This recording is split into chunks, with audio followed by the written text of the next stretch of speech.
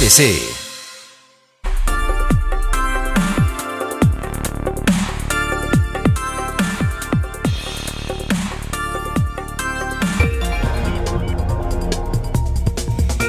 A fondo, con Magda Bastida. En poco tiempo la Corte determinará la procedencia o no de la consulta que el presidente quiere abrir para que la gente decida si se llevará a juicio a los últimos 5 expresidentes. No hay cargos concretos en contra de ninguno de ellos y eso hay que tenerlo en consideración, pero los tiempos electorales llegaron. En su toma de protesta, el presidente se pronunció por no abrir juicio en contra de ellos, pero aceptó que si el pueblo lo quería, acataría su decisión. Entonces, ¿cuál es el sentido? El sentido de insistir en una consulta como esta, ¿violaría las leyes constitucionales? ¿Habrá amnistía para los expresidentes o será mera propaganda electoral? Así es como comenzamos este programa de análisis y debate a fondo. Los saludo con muchísimo gusto. Usted ya me conoce, yo soy Magda Bastida y también saludo y doy la bienvenida a nuestros invitados de hoy. Empiezo con Adriana Dávila, diputada del PAN. Muchísimas gracias, Adriana, por acompañarnos en esta tarde. Al contrario, Magda, un gusto saludarte a ti. Gracias a mis compañeros por compartir esta mesa. También agradezco a Arturo Luis Cosío Zazueta, director del Seminario de Derecho Penal de la Facultad de Derecho de la UNAM, por acompañarnos hoy. Muchísimas gracias. Arturo, bienvenido. Muchas gracias y muchas gracias por la invitación. Y finalmente, y no por ello menos importante, saludo también con gusto a Pablo Gómez, diputado federal por Morena. Bienvenido, diputado. Buenas tardes, mucho gusto en estar en este canal. Muchísimas gracias a los tres. Permítanme rápidamente mencionar cómo estará estructurado nuestro programa de hoy. Vamos a platicar acerca de los motivos de la consulta para juzgar a los expresidentes. ¿Qué es lo que está moviendo realmente esta propuesta? Además, también platicaremos de los motivos de la ley de amnistía a expresidentes, esta propuesta que justamente hiciste tú, diputado. ¿Cuáles son las aristas? ¿Qué implica realmente esta propuesta? Platicaremos en un tercer bloque acerca de la Suprema Corte de Justicia. Parece que la pelota está en la cancha de este organismo. ¿Qué implicaciones tiene y cuál sería el costo también para la Suprema Corte de Justicia si no fuera aprobada? Y finalizaremos hablando acerca del uso político de la justicia. ¿Realmente será solamente el uso político de la justicia cuando se habla acerca de esta propuesta de consulta ciudadana? Así es como comenzamos a fondo y vamos empezando entonces. Hace un par de semanas, ya lo veíamos, el presidente Andrés Manuel López Obrador pidió al Senado una consulta popular para enjuiciar a 5 expresidentes. Estamos hablando de Carlos Salinas, de Ernesto Zedillo, de Vicente Fox, de Felipe Calderón y también de Enrique Peña Nieto, quienes gobernaron sucesivamente entre el periodo de 1988 y el 2018, a los que acusa de corrupción, de privatizaciones ilegales de bienes públicos durante sus gestiones. Pero, ¿cuáles son los motivos reales que están impulsando la realización de esta consulta? Y así es como empiezo contigo, Adriana. Gracias, Magda. A mí me parece que cuando un presidente de la República toma protesta, lo primero que hace es decir que va a jura cumplir la Constitución, las leyes que de ella emanen, y además jura hacer cumplir la Constitución y las leyes que de ella emanen.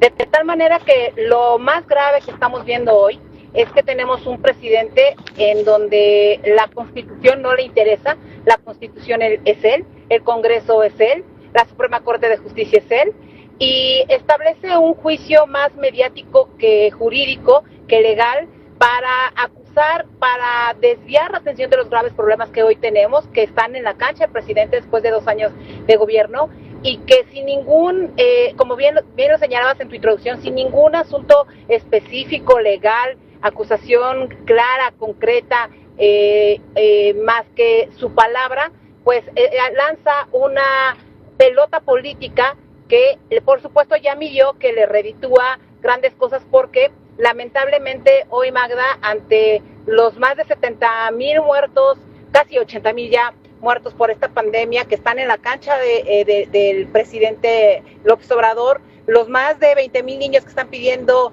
para sus medicinas, niños con cáncer, niñas y niños con cáncer que están pidiendo que haya medicamentos, los más de 12.5 millones de desempleados que tenemos en este país derivado del mal manejo de la pandemia, las empresas que están cerrando. Lo que tiene que buscar el presidente es cómo lograr atraer nuevamente a su cancha, que es exclusivamente la política electoral, un tema que le ha redituado políticamente.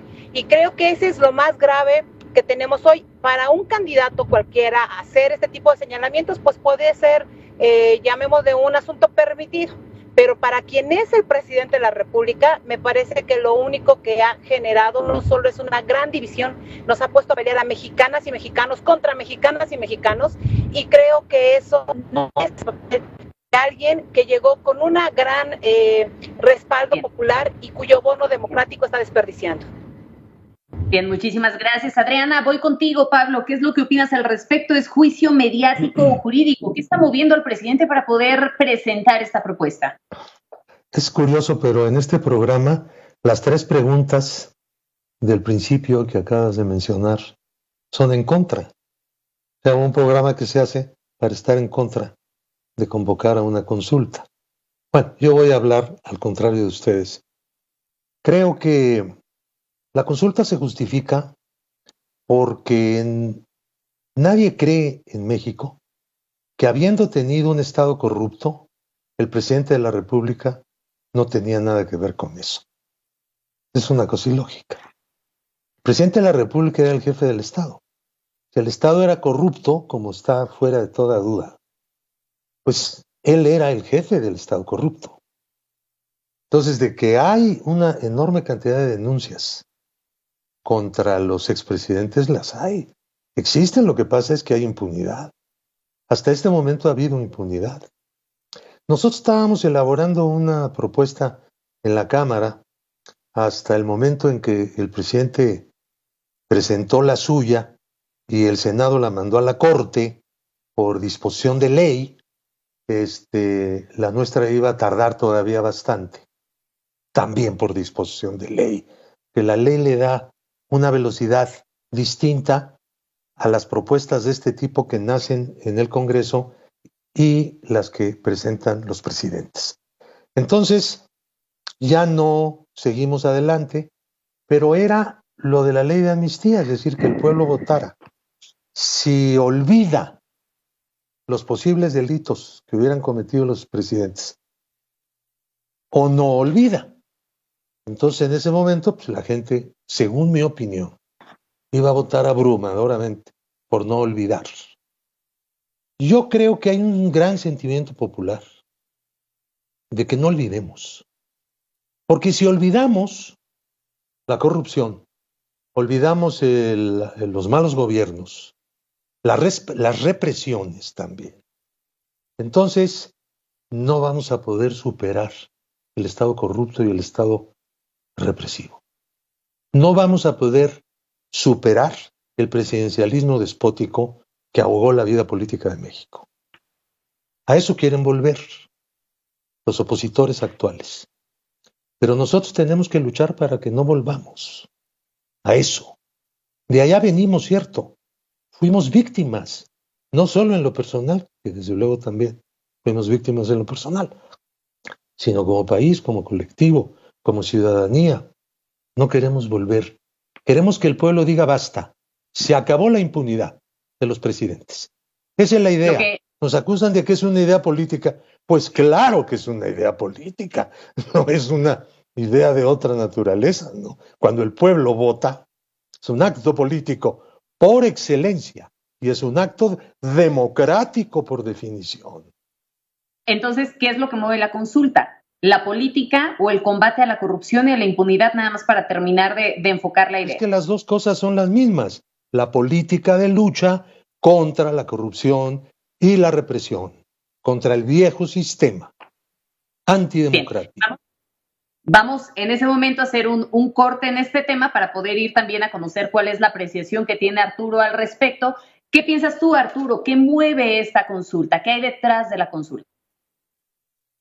Bueno, yo creo que ahí, con todo respeto, Magda, eso tendríamos que preguntarle a quienes le están promoviendo, porque lo que podemos hacer nosotros es especular. Nosotros podemos pensar que es un tema distractor, podemos pensar que es un tema en el que, por un lado, el presidente de la República lanza esta idea de la consulta y la recogen, por un lado, ciudadanos que se ponen a recabar firmas, que las juntan de una manera milagrosa al final, que el propio presidente manda su pregunta, aunque él dice que él votaría en contra, porque él no está de acuerdo en que se juzgue, y entonces pareciera un poco extraño. Yo en lo particular creo, y aquí voy a retomar una de las palabras que acaba de decir el diputado Pablo Gómez, Creo que estamos hablando de que si vamos a entender que los gobiernos fueron corruptos y que nadie lo duda, y si vemos el escrito que mandó el presidente al Senado, donde nos habla de una serie de conductas en el que incluso narra, dice expresamente en el punto 3 que el neoliberalismo se tradujo en la pérdida de centenares de miles de vidas, en decenas de miles de desapariciones, en la conculcación de derechos políticos y sociales, independientemente del crecimiento en la pobreza, la desigualdad, etcétera. Tendríamos que entender que todos tendríamos que estar a favor de la aplicación de la ley. Retomo lo que dice Adriana, en el sentido, pero ya entrando en confianza, en el sentido de que las autoridades todas, por mandato constitucional, se comprometen a cumplir la ley, no solamente el presidente de la República. Y a mí me preocupa mucho el tema de la Fiscalía y la autonomía de la Fiscalía, porque aquí lo que tenemos que entender es, mientras no haya una amnistía como la que están proponiendo en alguna forma, como una salida a solucionar un conflicto, así lo entiendo, como una especie de ley de punto final, de una posibilidad de una justicia transicional quizá, tendríamos que pensar que por definición eso tendría que buscarse, perdón, eso, si hablamos de una amnistía... esa no es la propuesta, es lo contrario. Es una ley de no olvido. Más adelante vamos a hablar de la ley de amnistía, Pablo, para poder profundizar en el tema y poder desmenuzarlo. Vamos primero con otra cosa. Ya están hablando de otra cosa. A lo mejor interpreté mal y lo platicaremos al rato con todo gusto. Mal, no, al revés. Entonces, vamos a entender, la idea es entonces que no se olvide y que se aplique la ley. Eso tendría que ser un criterio jurídico y eso no tendría que estar sujeto a consulta. La verdad es que esta consulta, decía el diputado Gómez, que dice el programa de debate está armado como para que todo el mundo estemos en contra. Yo les diría, la consulta está planeada para que todo el mundo diga a favor, porque la pregunta, y me refiero a la que está planteada por el Ejecutivo, pues todo el mundo tendría que contestar que sí.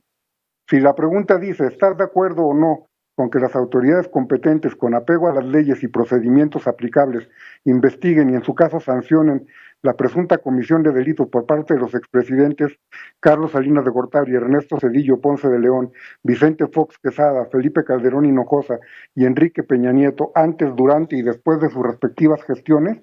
Eso es algo que no se tendría que preguntar a la ciudadanía. Eso es algo que es obligación de las autoridades, si es que todavía se puede fincar responsabilidad por no haber operado prescripciones, por ejemplo. Si son conductas de antes o después de sus gestiones, ni siquiera estaríamos hablando de la cuestión de que hubiera sido un tema que en su momento hubieran tenido lo que conocemos coloquialmente como fuero y que tendría que ser materia de investigación y persecución independientemente de que haya una consulta y que la ciudadanía se pronuncie. Creo que aquí el tema es ¿por qué consultar algo que sería una obligación por parte de las autoridades?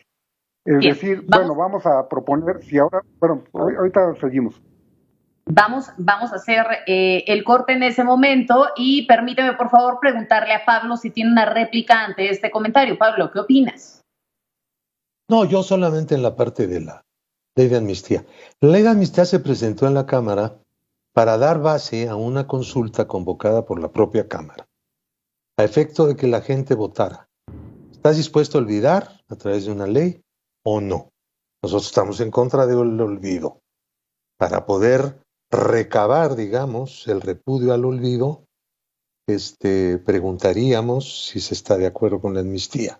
Esto ya no funcionó, porque ya se le dio trámite primero a la propuesta presidencial. Por razones de ley, no por razones políticas. Es la ley lo que dice a quién se le da primero el trámite. No fue culpa de los diputados.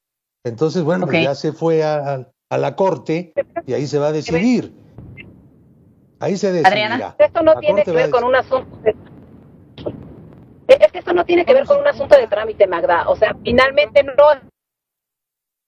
Sí, fue un asunto de trámite. Hablando de un asunto, de un acto procedimental en términos latinos. Permíteme, Pablo. Perdón, pero que efectivamente pone al servicio de la legalidad la política electoral. y eso me parece muy grave, o al revés, la legalidad al servicio de la política electoral. Y creo que eso es lo verdaderamente grave. Si discutimos sobre las formas, bueno, jurídicamente podemos discutir mucho, pero lo más importante de una discusión de esta naturaleza es discutir el fondo. Y déjame plantearte algunos casos. Yo creo que evidentemente nadie está de acuerdo en que se olvide si alguien cometió un delito, se tiene que castigar, y para eso creo que si hay los expedientes concretos, si hay carpetas de investigación, si tienen indicios, si tienen elementos, pues se llenen a la Fiscalía General de la República para presentarlos ante la Fiscalía General de la República, y que sea la Fiscalía General de la República que castigue los actos de corrupción, que castigue los abusos de autoridad, que castigue cualquier delito que hayan cometido estos expresidentes. Y yo nada más te preguntaría, eso implicaría también a sus secretarios, porque si fuera el caso concreto, bueno, hoy tenemos en el gobierno del presidente López Obrador trabajando a varios secretarios Alfonso Durazo estuvo como secretario particular de Vicente Fox, y también estuvo en su momento en otros gobiernos como el de Carlos Salinas de Gortari.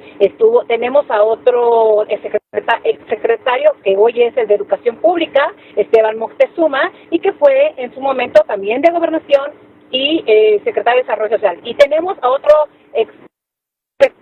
secretario en la Comisión Federal de llama Manuel Barlet Díaz, que por cierto tiene ahí algunos temas que se han denunciado ante la Fiscalía General de la República, que se han hecho públicos, el número de casas que tiene que no han sido cotejadas de manera correcta, y bueno, esos secretarios eran parte de estos gabinetes de los que se pretende acusar, y son partes hoy del gabinete del presidente López Obrador. Yo no sé si la purificación llega solo desde el momento en el que te sumas a una propuesta de carácter político, y eso es lo que no se vale, porque lo que se está haciendo, Magda, es engañar a las personas, y creo que no hay nada más ruin, bajo y desagradable de la clase política que usar al propio pueblo para engañar al pueblo, y creo que eso no es correcto. Fíjate, además, votaron 30 millones de mexicanos y mexicanas por el presidente López Obrador y no lograron juntar las 1,800 firmas. Bueno, o como dicen, milagrosamente el último día se junta un cierto número de firmas. Creo que ese tipo de cuestiones son más que evidentes. Yo estoy convencida de que debe combatirse la corrupción. Es más, yo le digo a Pablo, si tienen ellos algunos elementos para acusar a los expresidentes, Pablo, yo te acompaño a la Fiscalía General de la República. Vamos, hagamos las denuncias si tienes los elementos, pero no puede trabajarse como se está trabajando hoy, Magda, porque si se dice que, como lo dice la carta del presidente, que eso ocasionó muertes, entonces también vamos incluyendo al actual presidente, ¿no? Tenemos más de 75,000 muertes hoy por COVID. Tenemos más de 60,000 por la violencia, que ha sido el peor periodo que tenemos de los últimos tiempos. Y hablar del pasado todo el tiempo, solo por mencionarlo, sin asumir las responsabilidades del presente, me parece que es no solo ruin, no solo bajo, sino poco profesional de quienes han planteado que llegaron a hacer las cosas de manera distinta. Pablo, ¿alguna intervención como a manera de réplica para poder pasar? El pasado es presente. ¿No es cierto que hay que lo pasado pisado? Eso es lo que quieren los partidos que tuvieron la presidencia antes. Pero el pueblo mexicano nunca se ha pronunciado para que lo pasado sea pisado. Por eso la idea de que la consulta fuera si se está de acuerdo en olvidar o no olvidar. La gente, yo creo que votaría por no olvidar. Algunos votarían por olvidar, como nos está sugiriendo la diputada y como nos está sugiriendo el PAN, el PRI. Ella dice que ella me acompaña. ¿Sí? Qué lástima que no me acompañaste antes. No porque no la haya invitado, no invité a nadie, pero yo sí he ido a presentar denuncias contra tu partido. ¿Y sabes qué pasó? No, te voy a decir, fue un gran escándalo nacional. Amigos de Fox, ¿qué fue lo que dijo el Ministerio Público? No ejercicio de la acción penal. Yo le dije a Vicente Fox, tú tienes que nombrar un Ministerio Público independiente. Que no se puede que tú seas el jefe del general Macedo de la Concha, que es el procurador, y de la señora Fromo, que es la fiscal especial, fiscal especializada, y les ordenes que se olvide tu delito. Entonces, Miren lo que son las cosas. espérame, A ver, déjame terminar la anécdota. No me le eches a perder, no me le eches a perder con ofensas. Cálmate. No te a ver, aceleres. Pablo, Adriana. Por eso te digo que no quiere que el pasado sea presente. ¿Qué pasó entonces? Un candidato que fue elegido, Vicente Fox, era una persona que cometió delitos electorales, gracias a los cuales pues llegó a ser presidente. El que perdió en segundo lugar también era el caso que también yo denuncié de los Pemex Gate. 1,100 millones de pesos le sacó Zedillo, presidente de la República, a Pemex, para dárselo a su partido y su candidato. ¿Qué procesos se abrieron? Unos, y fueron exonerados las personas que tuvieron que ver.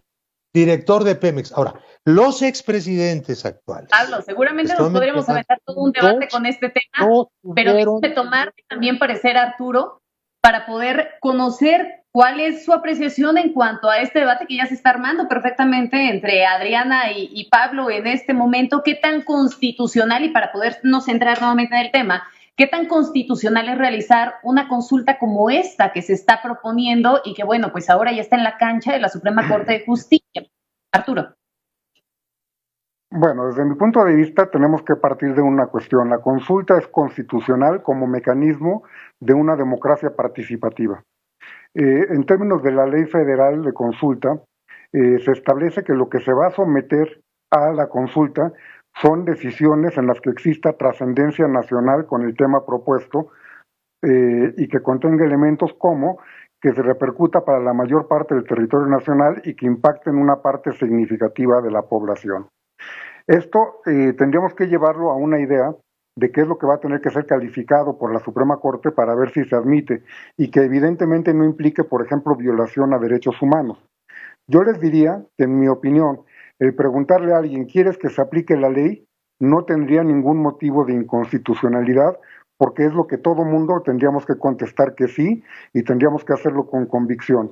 El problema es la forma en la que se está planteando. Si nosotros vemos, y voy a insistir en la carta que mandó el Ejecutivo al Senado para proponer la pregunta y la consulta, se está dando por hecho una serie de conductas y se está dando una serie de responsabilidades que podrían estar vulnerando la presunción de inocencia. Dice el diputado Pablo Gómez, sabemos que esto ocurría, sí sabemos que hubo muchas irregularidades, sabemos que hay una gran impunidad, eso lo reconozco. También hay que decir que, por ejemplo, el texto dice que esto se debe tal vez porque no se han fincado responsabilidades a la ambigüedad del artículo 108, cuya reforma se encuentra en trámite. Honestamente, yo no entiendo esa supuesta ambigüedad. Lo que nos dice el texto todavía en vigor es que el presidente de la República, durante el tiempo de su encargo, solamente puede ser juzgado por traición a la patria y delitos graves del orden común. Se va a ampliar la posibilidad de juzgar si se aprueba ya en la Cámara Revisora la reforma, si se aprueba por la mayoría de los congresos locales, y se podrá juzgar por más delitos. Pero con el texto del artículo 108 en sus términos no hay ambigüedad. Simplemente durante su encargo solamente se puede juzgar por traición a la patria y delitos graves del orden común, pero después de la gestión se puede juzgar por cualquier delito. Y de hecho, en términos del artículo 114 constitucional, ni siquiera se computa el plazo de la prescripción mientras el presidente se encuentra en funciones. Entonces, es una impunidad, como dice el diputado Gómez, que se ha dado por el sistema político que teníamos, por la prevalencia de temas políticos sobre lo jurídico, en eso estamos completamente de acuerdo, pero si estas cuestiones están cambiando y estamos hablando de un Estado de Derecho ahora, o de la construcción de un Estado de Derecho, tendría que ser con el cumplimiento de las atribuciones que tiene cada una de las autoridades, sin necesidad de recurrir a un mecanismo como una consulta. Y aquí también me preocupa el tema de que se esté queriendo involucrar la decisión de si se investiga o no, que tendría que ser tomada por la Fiscalía General de la República como organismo público autónomo, y que parece que hay demasiada injerencia en estos temas. Creo que hubiera sido más afortunado, como proponía el diputado Gómez, que se planteara a partir de una cuestión. ¿Quieren que se olvide o no? Pero plantearlo como lo están haciendo de ¿quieres que se aplique la ley? pues está llevando a una respuesta también muy dirigida y que parte de una base en la que pudiera haber una violación desde mi punto de vista a la presunción de inocencia que cualquier persona tiene que tener en forma plena en un procedimiento de orden penal. Bien, Arturo, en este momento justamente esa pregunta se analiza en la Suprema Corte de Justicia, se tienen aproximadamente 20 días para que se determine si la pregunta pasa o no pasa para que se pueda llevar a cabo esta consulta popular. En medio de la discusión y poco antes también de esta presentación surge la propuesta del diputado Pablo Gómez, esta ley de amnistía a los expresidentes. ¿En qué consiste? ¿Cómo podemos entender esta propuesta? Que bueno, que también nos lo contará de viva voz el diputado, que lo tenemos aquí presente. Sin embargo, ¿corresponde al pueblo de México perdonar a los expresidentes y los delitos en los que pudieron incurrir durante su mandato? Esa es la pregunta de fondo y con eso regresamos después del corte.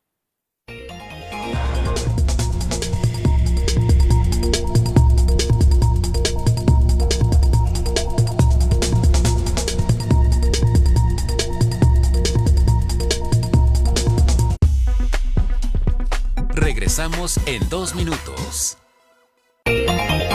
Llevar a juicio a los expresidentes. ¿Ocurrencia, debate legítimo o distractor? Mientras la Suprema Corte de Justicia decide, en otro frente se propone la amnistía a los expresidentes. Consulta y amnistía. Circo electoral. A fondo. Conduce Magda Bastida. En TVC. La información real de los hechos. Ágil, oportuna, veraz. La gente está enojada porque van a aumentar la tarifa cuando tenemos estos niveles de inseguridad. La noticia del momento solo en Reporte MN TVC con Alex Piñón. Lunes a viernes 8:28 de la noche. En TVC.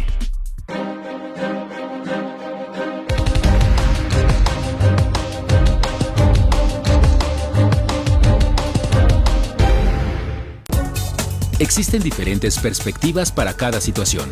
Nuestros especialistas se encargarán de analizarlas. ¿Cuáles son exactamente los problemas importantes? Violencia, salud. Porque cada problema se tiene que poner sobre la mesa para opinar. Con Raúl Frías, miércoles 5:58 de la tarde y 10:07 de la noche. En TVC.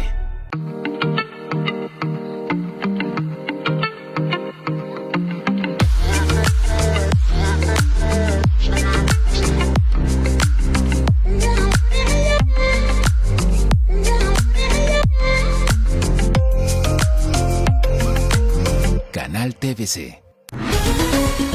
Las noticias nunca paran y nosotros no nos detendremos en buscar todo lo que te afecta. A fin de que millones de personas tengan conectividad en esta emergencia sanitaria. Lo investigamos, lo analizamos en Expedientes TVC con Leonardo Ferrera, viernes 6 de la tarde y 10 de la noche en TVC.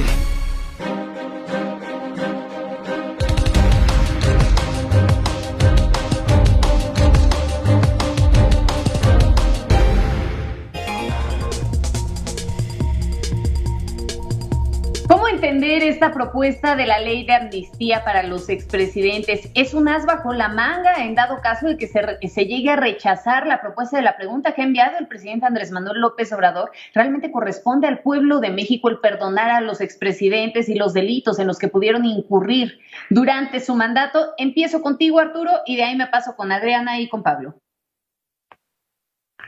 Muchas gracias. Bueno, de entrada, yo no creo que eso sea la intención. Porque si estamos hablando, y vamos a partir de lo que nos dijo el diputado Pablo Gómez ya explicando el tema, que se presentó la iniciativa para dar motivo a poder plantear la consulta y no porque se tenga la intención de que se apruebe este mecanismo de extinción de la sanción penal, sino que lo que se está buscando era tener como el pretexto para mandar la consulta por parte de la Cámara de Diputados, así lo entendí, si lo vemos de esa forma, es que ni siquiera están pensando en que es una propuesta que les gustaría que fuera aprobada. Si la consulta del presidente sale en el sentido de que no hay que castigar y vamos a pensar que los resultados de la consulta, si se obtienen con la votación que establece la ley, es vinculatoria, no habría necesidad de buscar una amnistía por ningún motivo. Creo que aquí lo que tendríamos que entender es, y volvemos al tema, creo que la definición es si estamos hablando de una democracia participativa o si vamos a hablar de una democracia representativa a partir de lo que son los poderes como sería el legislativo. Creo que el presidente, y eso lo ha dejado claro, ha querido involucrar a la sociedad en algunas actuaciones que a lo mejor no todos hemos coincidido con que se tenga que preguntar cualquier cosa o la forma en la que se han hecho algunas consultas, pero se desprende que lo que ha querido es involucrar a la sociedad en algunas decisiones. Yo en lo particular no estoy de acuerdo en que esto se someta a consulta porque, insisto, creo que es un tema de Estado de Derecho que si estamos construyendo deberíamos de fortalecer y debería de aplicarse la ley por las autoridades que tienen que hacerlo. Y en términos de nuestro sistema penal, la amnistía se debe de conceder por una ley emitida por el Congreso.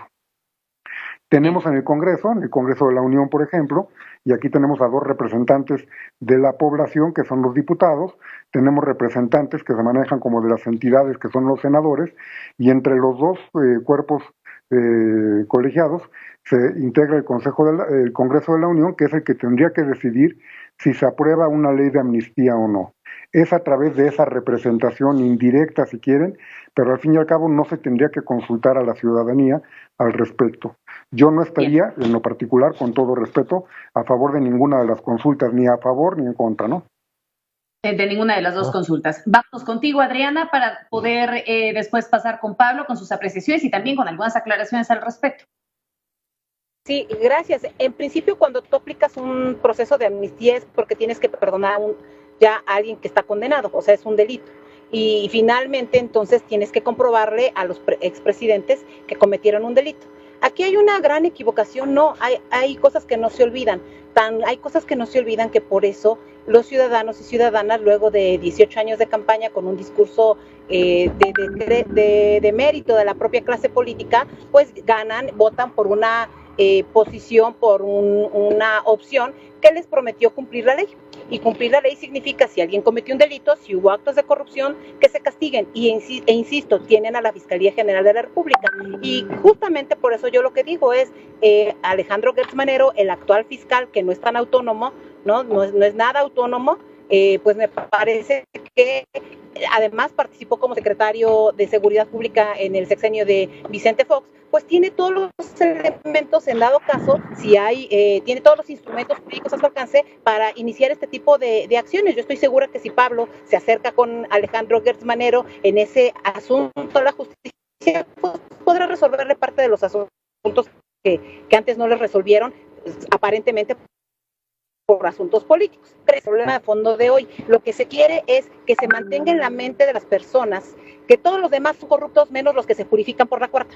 Y eso es una campaña de inhibición que está haciendo el gobierno federal para evitar que se castiguen los delitos de a de veras. Y debo decirte además otra cosa, yo estoy segura que Pablo, que es perfectamente afín al tema de la justicia, de la transparencia, de la honradez, pues podrá acompañar la demanda que ya hizo el PAN, por ejemplo, para que nos digan de dónde salió el dinero que le entregaron a Pío, el hermano de los, un delito también que hay que castigar. Y como bien lo dice Pablo Gómez, pues como no lo sabía el presidente de la República, si los presidentes saben todo, ¿no? También debe saberlo de Barlet, debe saberlo de Ana Gabriela Guevara, debe saberlo de Bacadena, como también supo lo de Bejarano. Es decir, toda esa corrupción que estaba en el pasado, pues claro, metan a la cárcel a todo aquel que haya cometido un acto de corrupción, incluyendo los de ahora.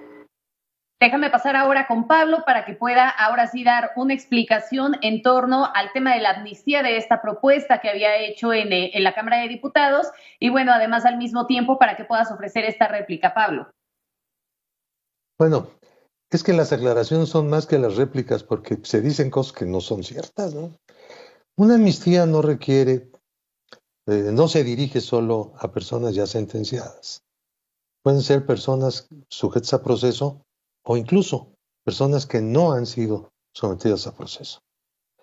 No es un pretexto, maestro Cosío, es en la búsqueda de un instrumento de consulta política, pero ya no está vigente porque ya se le dio trámite a la proposición o a la solicitud que hizo el presidente de la República.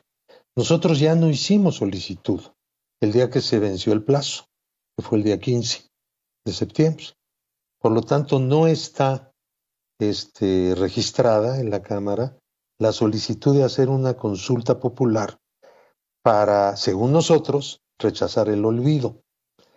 Porque si la mayoría votara a favor de una ley de amnistía, los poderes públicos tendrían que expedir la ley de amnistía al Congreso y el presidente tendría que promulgar.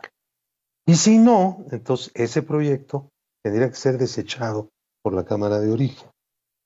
Entonces sí, pero no es una maniobra política, es el uso de un recurso político legal. Es decir, esto se llama plebiscito en los países democráticos. Nosotros no hemos tenido esas instituciones. Nosotros vamos a votar cada 3 años. Y durante ese lapso nadie nos pregunta qué opinamos y qué queremos. Nos convocan otra vez a otros 3 años. Bueno, eso es lo que queremos superar.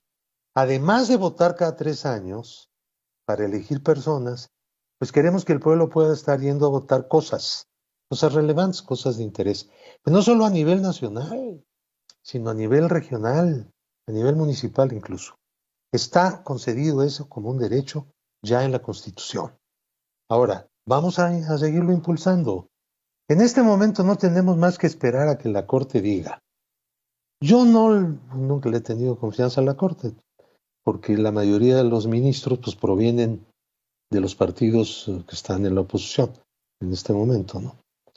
Entonces, tienen pues sus orientaciones ideológicas y políticas muy definidas, pero vamos a esperar lo que dice la Corte, y después de que la Corte diga lo que quiera decir, pues tomaremos otras decisiones, pero nuestro planteamiento claro es que el viejo régimen no puede ser olvidado.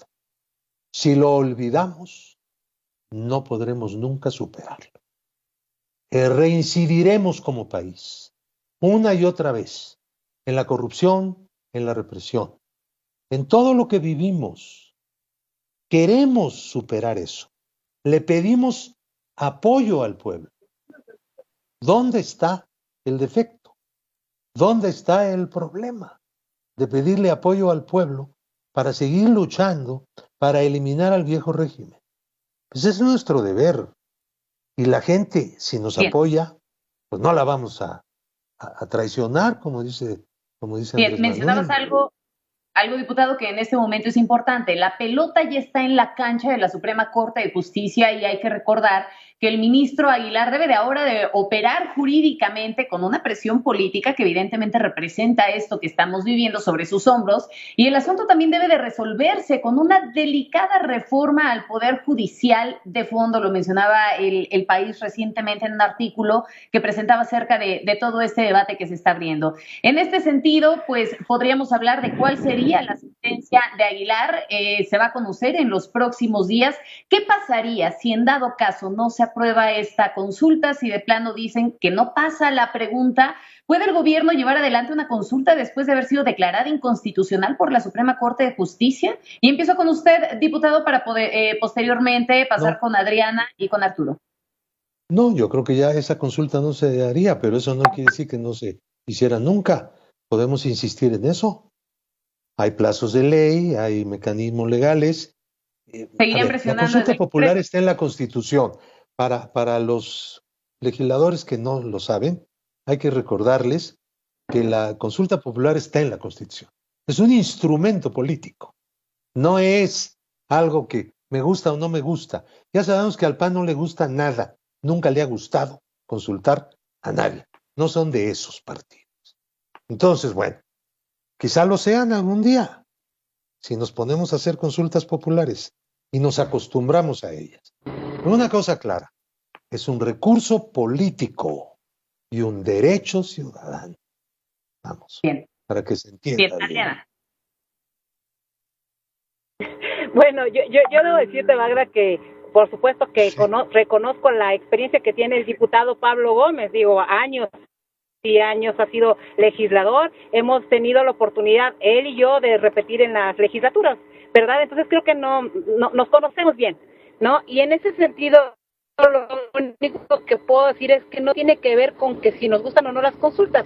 Yo lo que diría es, y pues se hacen como deben hacerse, de manera legal, con los temas, como bien dice Pablo, que importan también a las personas. Por ejemplo, ¿por qué no preguntamos hoy si queremos que se dé recursos a las niñas y niños con cáncer que están padeciendo y sufriendo la falta de medicamento. ¿Por qué no hacemos consultas de esa naturaleza? ¿Por qué no hacemos consultas para saber si queremos que las mujeres de este país puedan seguir contando con sus estancias infantiles en lugar de que las desaparezcan? Creo que ese tipo de cuestiones también son de importancia general, que ayudan en la vida cotidiana de las personas. Creo que eso es lo que tenemos que entender en la tarea que tenemos nosotros en el Poder Legislativo. Pero yo lo que te puedo decir es que lamentablemente lo que vamos a ver es el circo permanente, el circo romano o mexicano, como quieras llamarlo, sobre este tema, porque entonces ahora van a acusar nuevamente a la Corte, si es que falla de manera legal, de que es una Corte corrupta. Por cierto, tanto niegan el pasado que lo tienen en el presente,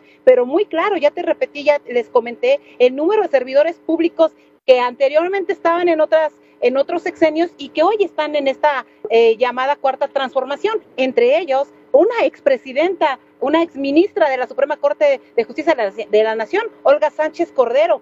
Ese pasado que no les gusta está más presente en esta transformación aparente que están queriendo plantear. Entonces, el asunto no tiene que ver con una consulta de manera formal, legal, bajo la ley. Pasa es que a Morena le gustan las consultas a modo, porque tampoco le preguntaron a la Corte sobre el aeropuerto de Texcoco, ¿verdad? Y tampoco le preguntaron a la Corte sobre lo que pasó en Baja California, y tampoco le preguntaron a la Corte sobre lo que pasó en sobre las pérdidas millonarias. Yo le digo sí, vamos a castigar a los anteriores que cometieron, según los dichos de Morena hoy, todos los delitos que ya cometieron. El tema económico, ¿y quién va a castigar, por ejemplo, al presidente Andrés Manuel López Obrador por todo lo que se perdió en la no rifa del avión, que no era avión, y que sigue ahí, que seguimos pagando y que nos llevó a perder hasta hoy más de 1,800 millones de pesos que bien pudieron haber sido utilizados para medicamentos en esta pandemia, ¿no? Vamos a castigar también al presidente por los más de 70,000 muertos de la violencia,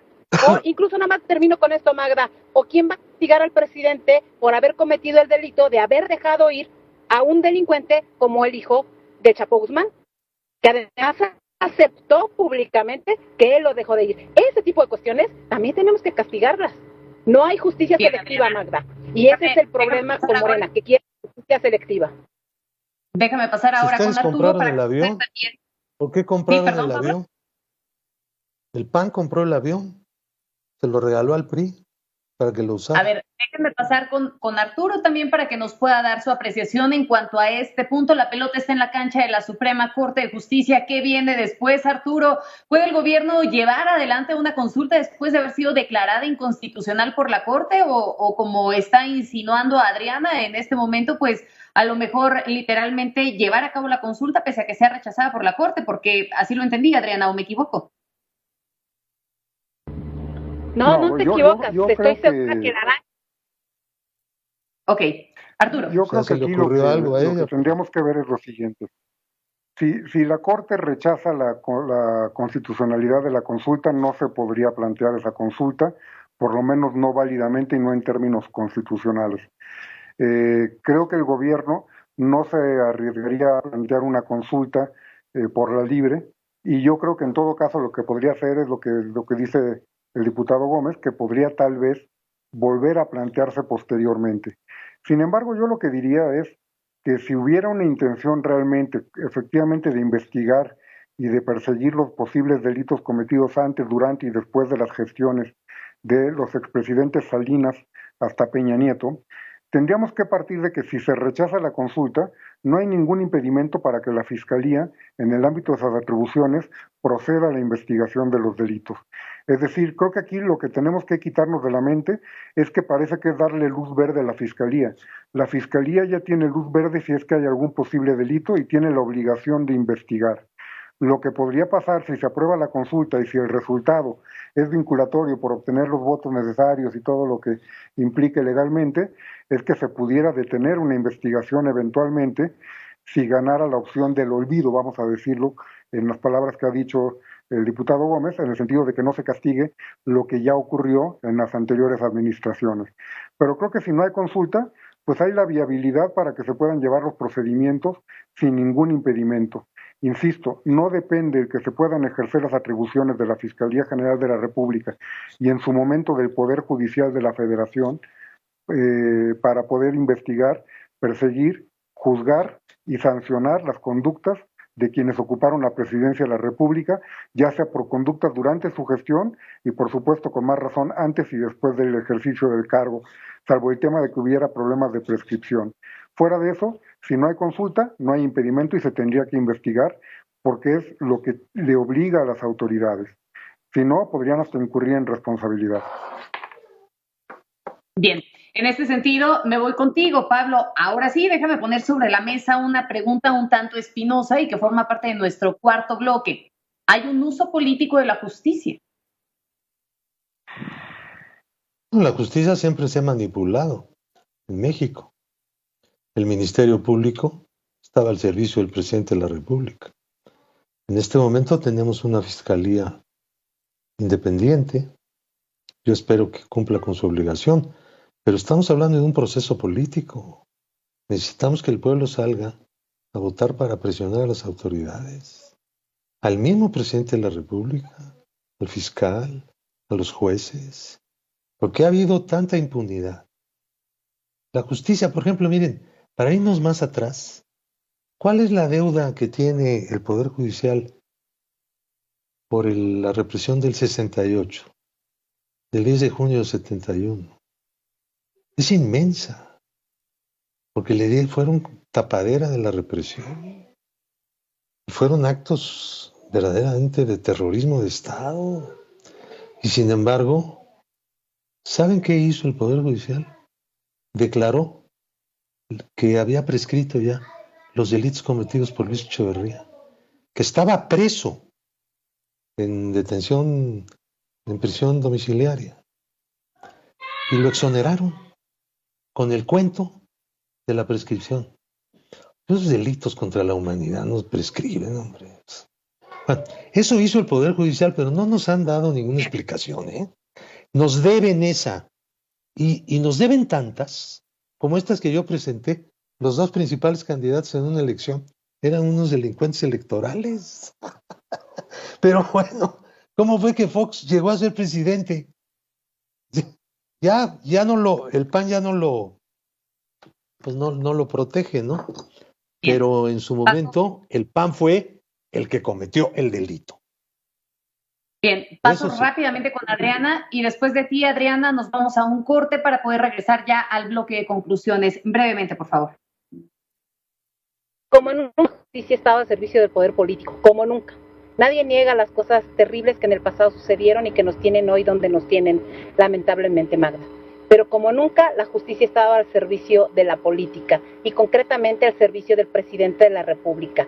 Tan es así que el día de ayer renuncia el titular de lo que antes era el SAE y ahora es el Instituto para Devolverle al Pueblo lo Robado, porque hay 2,000 millones de pesos que la Fiscalía entrega, aparentemente para una rifa que no es rifa, de un avión que es avión y que dicen que compraron y que pueden evidentemente hacer todo lo que jurídicamente está a su alcance, porque tienen los instrumentos, tienen el poder, tienen todas las condiciones para hacer justicia, y lo que quieren es venganza. Son cosas completamente distintas, porque los ciudadanos y ciudadanas de este país no se merecen vivir en esta constante época de venganza. Yo estoy de acuerdo en que tenga que castigarse todo aquello que le dolió al pueblo de México, todo aquello que lastimó a las personas, pero a mí me parece que hablar desde la parte y posición unipersonal, eso es lo que nos tiene, como nos tiene, porque entonces la ley ya no sirve. Y yo estoy dando ejemplos de cosas que están sucediendo en este gobierno y que no se han castigado, porque reitero, como nunca la justicia está al servicio de la política, y como nunca la única justicia que existe hoy en este país se llama la justicia que aplica el presidente de la República. Es terrible. Bien, es un gran vamos a hacer un corte. Vamos a el hacer PAN un se corte podría y quedar vamos a sin volver gente. Pablo, Si fueras. si me lo permiten, se nos agota el tiempo y necesitamos también poder concluir. Hacemos rapidísimo una pausa, regresamos para poder concluir.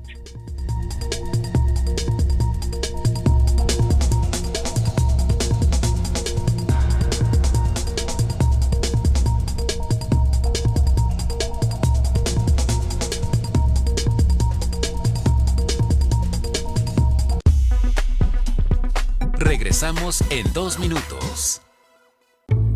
Para ti, que te gusta que te apapachen. O tú, que te gustan las cosas derechas. Y tú, que eres práctico. Para ti, que te gusta todo bien alineado. Para ti, que eres el soporte de tus seres queridos. Y a ti, que te encanta andar por todos lados. Tú, que te gusta estar cómodo de pies a cabeza. Tú, que eres suave. Y tú, que eres firme. Y para ti, que te gusta caer en blandito. O para ti, que te encanta la tecnología. Soñare, la línea de descanso más innovadora y confortable. Tiene justo lo que necesitas para estar a gusto, descansar mejor y sentirte bien. Soñare es la marca número 1 en descanso y relajación, porque tenemos un producto perfecto para cada persona y cada necesidad. Soñare, la línea de descanso que innova para tu bienestar. Es un sueño. Dale nueva vida a tu vieja cama con el nuevo cubrecolchón Soñare Extra Comfort, con tecnología Microfusion de microfibras de gel y 60% más relleno, para que disfrutes de deliciosas noches de máxima suavidad y confort. Su tecnología Zero Gravity evita los puntos de presión y sus compartimentos zigzag distribuyen uniformemente el peso de tu cuerpo para que siempre despiertes descansado y feliz. Llama en este momento y ordena el nuevo cubrecolchón Soñare Extra Confort. Y si eres de las primeras 50 personas en llamar, te daremos un gran descuento del 50%. Y no olvides preguntar a tu operadora cómo puedes llevarte un juego de almohada Soñare totalmente gratis. Y recuerda que solo Soñare te ofrece una garantía de 100 noches de descanso o te devolvemos tu dinero. Esta es una oferta exclusiva para la televisión y solo es válida por los siguientes 10 minutos.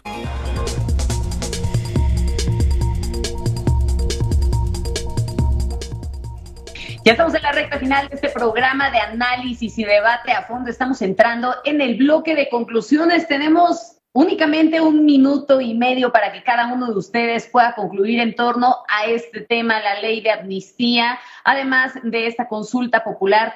¿Cuál es el camino? ¿Qué sigue ahora? Y bueno, ¿qué es lo que se espera en los próximos días? Empiezo contigo, Arturo. Bueno, pues muchas gracias por la invitación. Ha sido muy enriquecedor esto. Creo que nos ha aclarado mucho, sobre todo el diputado Gómez, con esta idea de cuál fue la idea de la presentación de la iniciativa de ley de amnistía. Creo que podríamos dejarla ya fuera del debate como propuesta, sino que era un mecanismo para lograr la consulta, y en ese sentido creo que lo que nos debe de concentrar ahorita es el tema de la consulta. Consulta que desde mi punto de vista, yo me voy a sostener en lo que he planteado, no tendría que realizarse porque es una obligación legal el que se proceda a la investigación y persecución de cualquier delito perseguible de oficio. Y los que son materia de consulta, que ni siquiera se dice cuáles son específicamente en la pregunta, sino las conductas que están señalándose como en gran bloque para los expresidentes, por ejemplo, si hablan de miles de muertos, si hablan de desaparecidos, bueno, son conductas que se persiguen de oficio y no tendría por qué tener que consultarse. Creo que es un tema en el que efectivamente se está mezclando la política con lo jurídico y tendría que resolverse en una forma mucho más pura desde el punto de vista jurídico. Sé que es a lo mejor un sueño guajiro porque efectivamente la política y lo jurídico siempre se han estado mezclando y el sistema de justicia, pero si lo que queremos es una transformación, tendríamos que luchar por esa autonomía. Muchas gracias. Gracias a ti, Arturo. Pablo. Pues pase lo que pase en estos días, según la Suprema Corte, nosotros vamos a seguir luchando, por no olvidar, porque no se olvide en este país los años del presidencialismo despótico, las represiones y las corrupciones.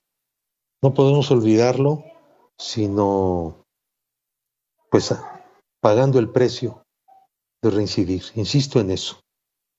Yo entiendo muy bien la posición de los partidos de oposición que tuvieron alguna vez la presidencia. No quiero saber nada de las fechorías que hicieron entonces. Pero yo creo que tienen que dar la cara. Y todos la tenemos que dar. No se trata de buscar el castigo personal de nadie. Eso es lo de menos. Meter a alguien a la cárcel no resuelve el problema. Hay que meter a los que haya que meter, pero eso es un asunto aparte. El asunto político, es decir, de la polis, del pueblo, es el poner las cosas en claro, el conocer cómo operaba exactamente el Estado corrupto mexicano para poderlo superar. Bien. Paso contigo, Adriana.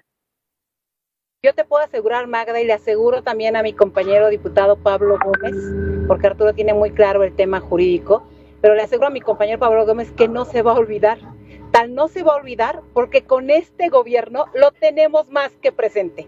Todo aquel pasado que se aborrecía, todos aquellos actos de corrupción, de abuso de autoridad, de abuso de poder, de centralismo y concentración del poder, los tenemos mejor ejemplificados el día de hoy en la presidencia de Andrés Manuel López Obrador y en el gobierno de Morena. Un gobierno que llegó a vengarse y que prometió combatir la corrupción y tiene más corrupción que nunca, que prometió dar seguridad y tiene más inseguridad que nunca, que prometió dar a los más pobres.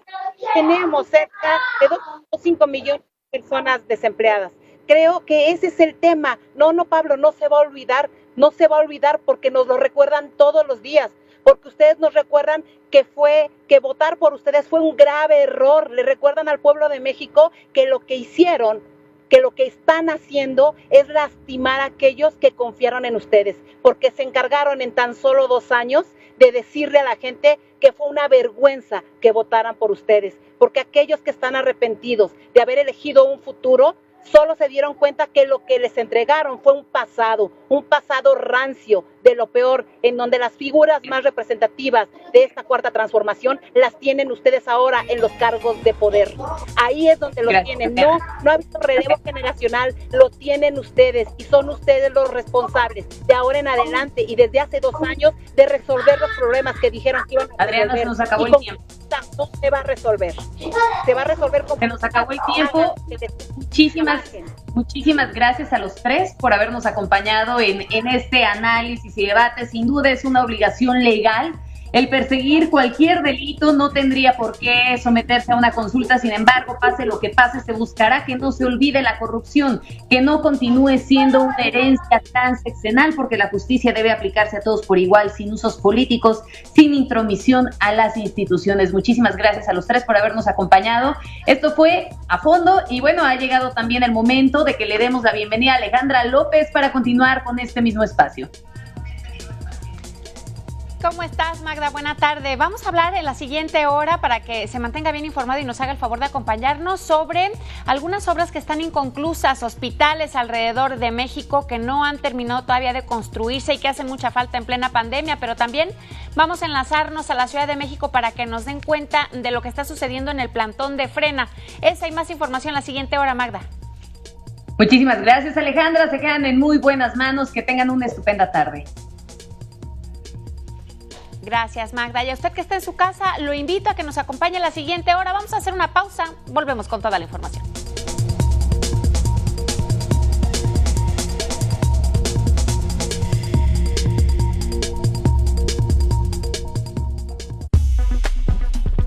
Regresamos en 2 minutos. Si los pies se te cansan, te duelen o se te hinchan, lo más seguro es que no tengan el soporte ideal.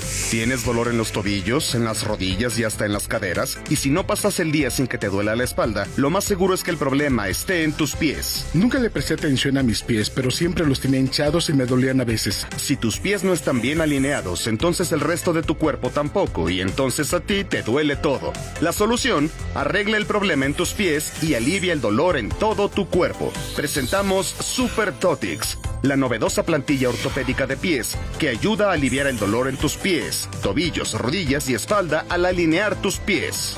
Y lo mejor es que puedes conseguirlas sin receta médica. Deja de sufrir y vuelve a las actividades que tanto amas: ir a caminar, a correr, salir a tu jardín o hasta ir a jugar golf. Llama al número que aparece en pantalla y llévate tus plantillas ajustables Super Totix por un increíble precio de lanzamiento exclusivo para esta oferta de televisión. Además, a las primeras 100 personas en llamar, les enviaremos también nuestras pantuflas Deluxe de espuma de memoria de la mejor calidad. Son las pantuflas que quieres llegar a ponerte después de un día pesado. Suaves, relajantes y con el soporte ideal para tus pies. Y serán tuyas completamente gratis. Super Totix cuentan con la garantía de satisfacción total de Innova. Pruébalas por 30 días y si no te encanta cómo hacen sentir tus pies, regrésalas y te devolvemos tu dinero. Y todavía hay más. Como parte de nuestra oferta especial de lanzamiento, a las personas que llamen en los siguientes 20 minutos, les daremos un descuento del 30% en su orden. Sí, escuchaste bien. Te llevas tu Super Totix con 30% de descuento. Pero apresúrate, solo tienes 20 minutos. Ya nos conoces. Sabes que Innova es calidad, prestigio y confianza. ¿Qué esperas para aliviar tu dolor? El alivio y el soporte que necesitas están a solo una llamada de ti. No lo pienses más. Llama ya.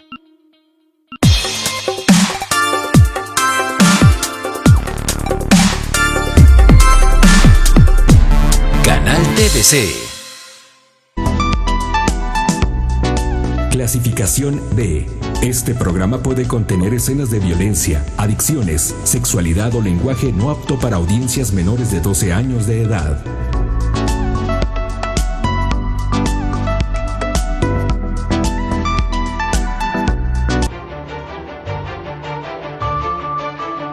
Por supuesto que nuevamente reprobamos la violencia.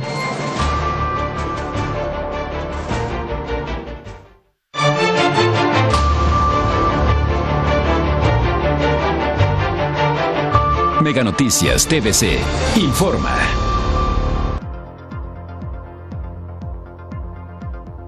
¿Cómo le va? Buenas tardes, soy Alejandra López. Les saludo con muchísimo gusto, como siempre, la tarde de este martes 22 de septiembre. Arrancamos con la información, lo que ha estado sucediendo en estas últimas horas en nuestro país. Por supuesto, lo más relevante en torno al tema de COVID-19, pero también en temas de seguridad.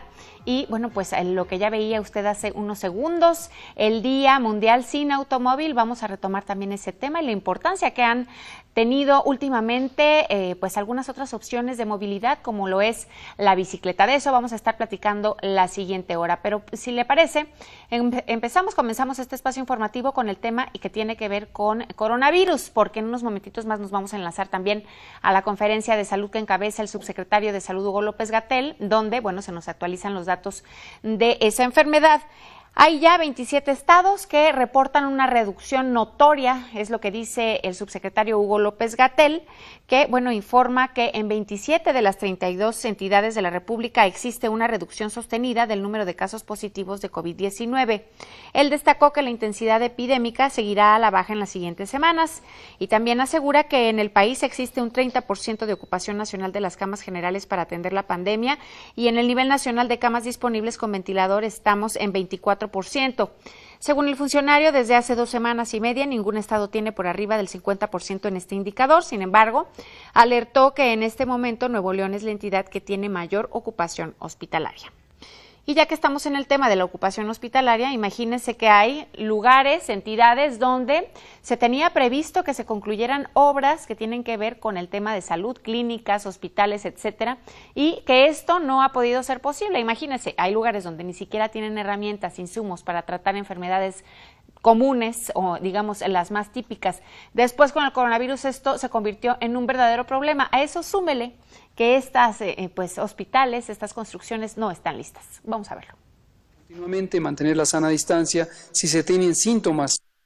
Hace 4 años en Chiapas se emprendió el rescate de 31 hospitales y centros médicos abandonados por administraciones anteriores. Se invirtieron 190 millones de pesos tan solo en 8 hospitales y centros de salud en una primera etapa fueron supuestamente rescatados. El entonces secretario de Obras Públicas, Jorge Betancur Esponda, informó que la segunda etapa contemplaría la recuperación de 23 centros médicos que comprendía la revisión y dotación de equipamiento, obra civil y servicios. Se rescataron pero siguieron sin operar el Hospital General General de 30 camas en Yajalón, Hospital General 30 camas en Reforma, Básico de Berriozábal y Centro de Salud de Jitotol, Ocotepec y Pijijiapan, el Hospital de la Mujer en Comitán de Domínguez y la ampliación del Centro de Salud La Pimienta en Simojovel. Millones de pesos fueron invertidos. Sin embargo, existe una crisis hospitalaria en la entidad chiapaneca, de incluso hospitales que son una calamidad, que demuestran que se dedicaron a hacer negocios en las pasadas administraciones. Chiapas recibió 1.607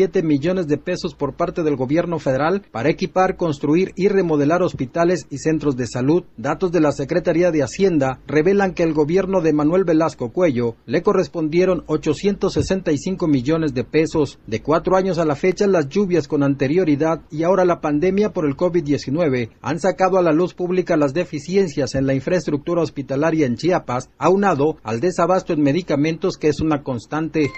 Tenemos el hospital de María Gandulfo de Comitán, pues es un hospital ya viejo, que también hay riesgo que el hospital pueda sufrir fracturas en la estructura. De hecho, el proyecto es de hacer un nuevo hospital en el caso de Comitán. Pues en la situación del Rafael Pascasio Gamboa, pues ya fue derribado una área del hospital Rafael Pascasio Gamboa. El área que queda, pues hace más o menos 7, 8 años, Protección Civil hizo un diagnóstico en la cual sí había riesgo, sin embargo, pues se sigue en función. La Secretaría de Salud en su oportunidad reconoció que 32 unidades médicas rurales, centros de salud y clínicas de la mujer estaban sin funcionar durante la administración de Manuel Velasco Cuello, quien por cierto inauguró hospitales para posteriormente volverlos a cerrar. En el municipio de Amatán, por ejemplo, el Hospital Básico Comunitario Manuel Velasco Suárez estaba abandonado, situación que fue incluso atestiguada en su oportunidad por el propio presidente de México, Andrés Manuel López Obrador, comprometiéndose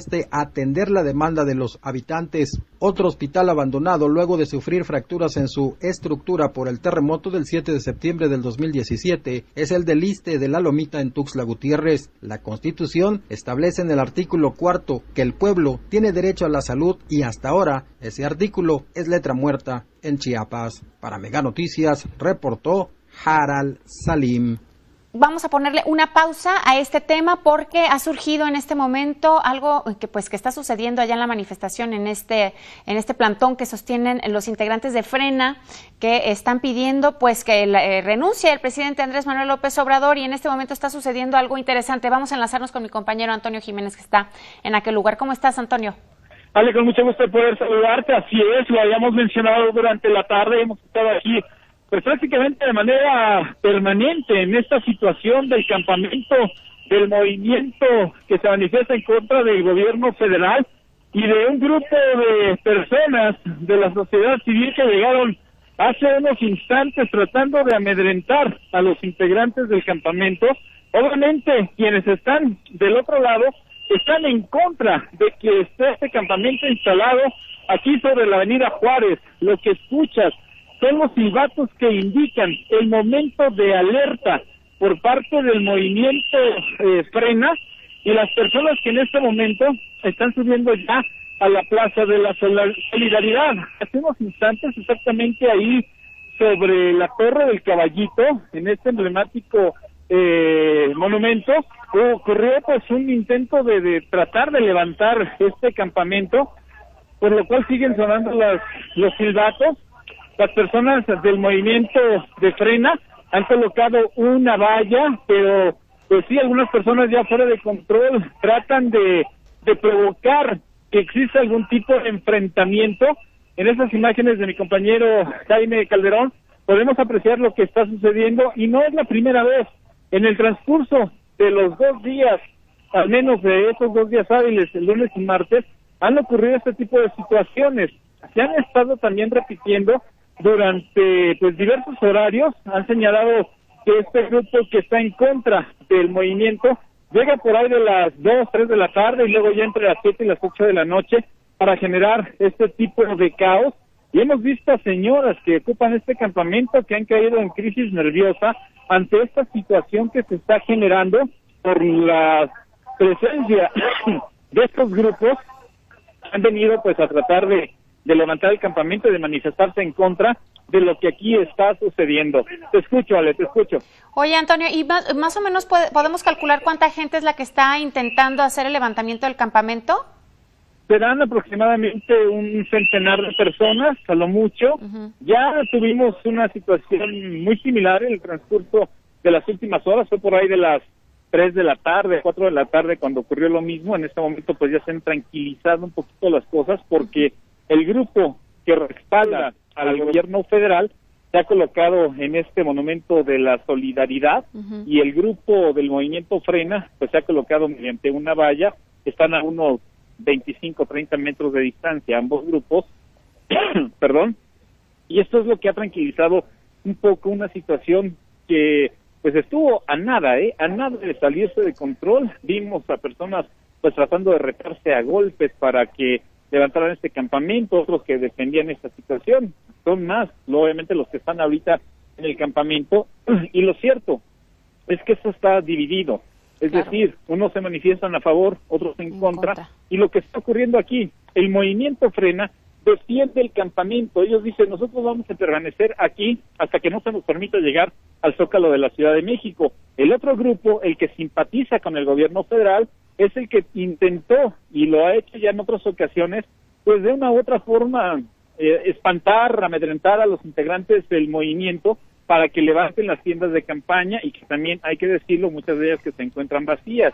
Es decir, son dos grupos diametralmente opuestos que han tenido diversas situaciones en el transcurso de las últimas horas, y que lo habíamos mencionado hace unos instantes.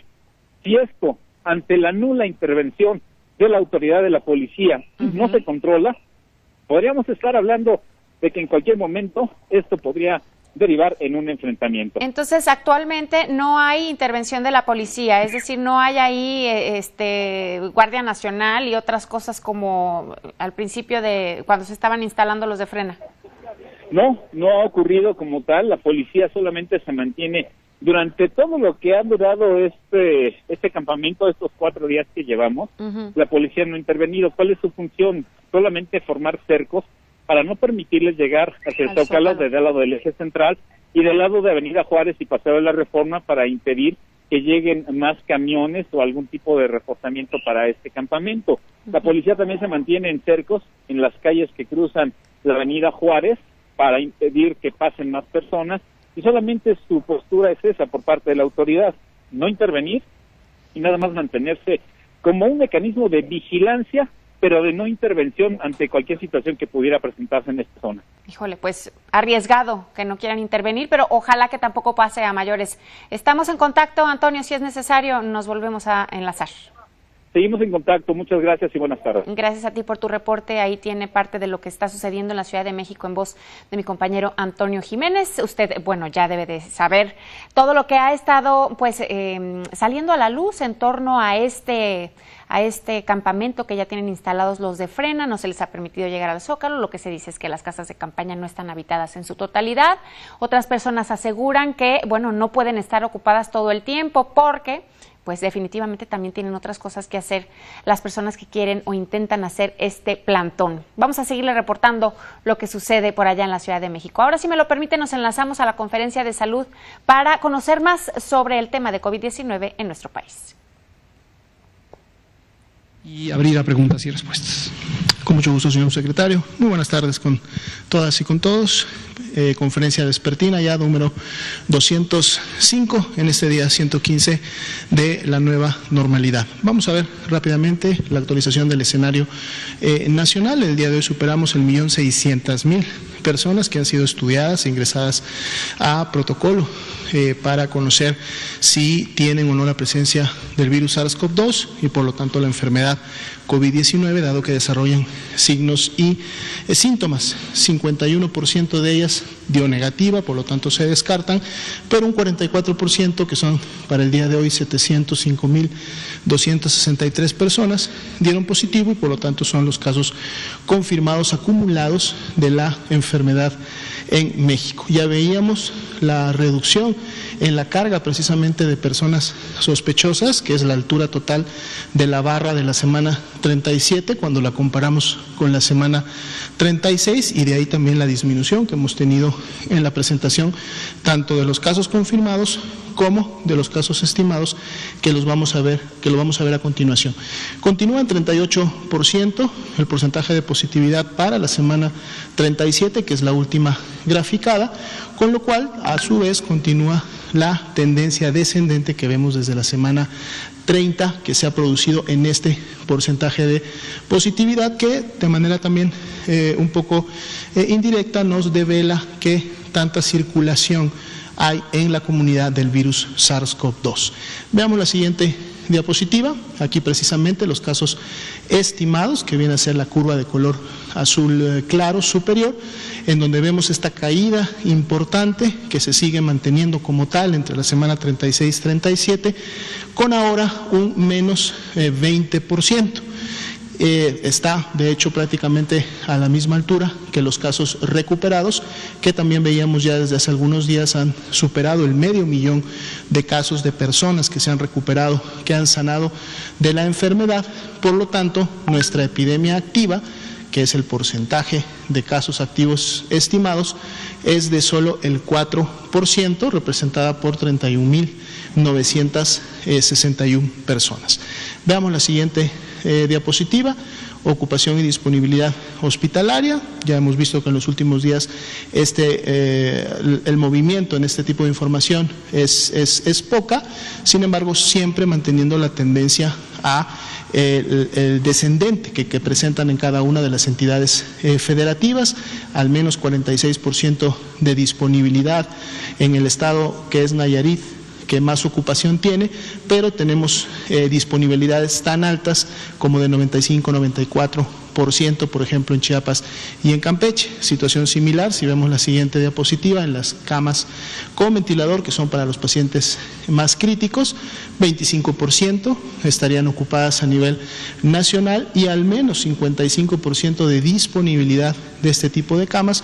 Está comentando en la conferencia, hay más de 74.348 defunciones confirmadas, también hay más de 705,000 casos confirmados, más de 78,000 personas que tienen coronavirus como sospechosos y más de 820,000 casos negativos.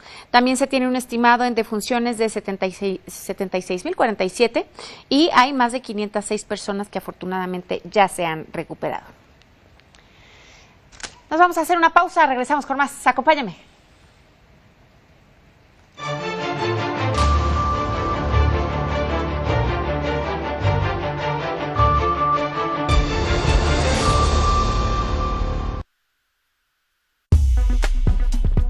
Regresamos en 2 minutos.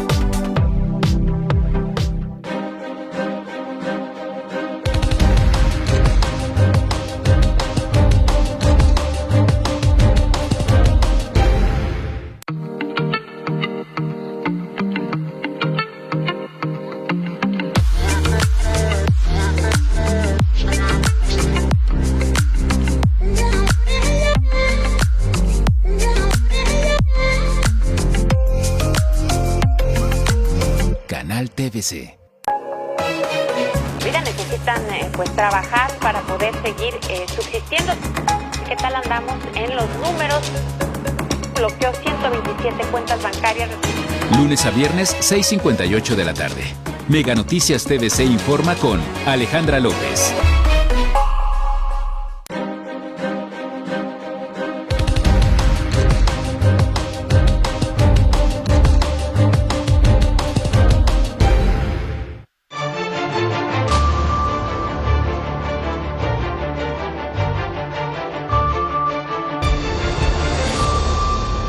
Gracias por continuar con nosotros. Mire, ahora nos vamos a enlazar hasta Morelia, Michoacán. Allá está mi compañera Marbeli Garnica. Ella nos dará cuenta de lo que está sucediendo en el tema del bloqueo a las vías férreas. Ayer aquí le estábamos platicando también que había un grupo de maestros que estaba exigiendo pues algunas cosas a la autoridad.